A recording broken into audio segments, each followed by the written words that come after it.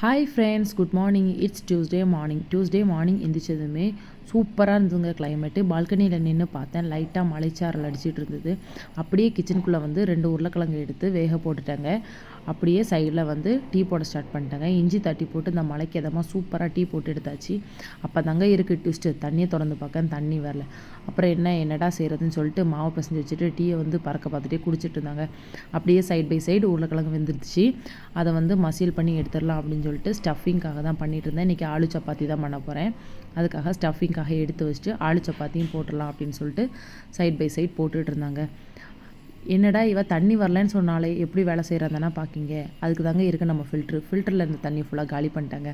அப்படியே தம்பிக்கு ஜாம் தடவி சப்பாத்தியை பேக் பண்ணிவிட்டு எங்களுக்கு வந்து இந்த பீஸா மாதிரி கட் பண்ணி எடுத்து வச்சுக்கிட்டாங்க. கொஞ்சம் எடுத்து சாப்பிட்றதுக்கு நல்லாயிருக்கும் அப்படின்னு சொல்லிட்டு அப்படியே லஞ்ச் பாக்ஸ் பேக் பண்ணிட்டேன். அப்படியே இன்றைக்கி தயிர் வச்சு முடிச்சிட்டாங்க சைட் டிஷ்க்கு. அப்புறம் வீடியோவில் பார்க்கலாம்.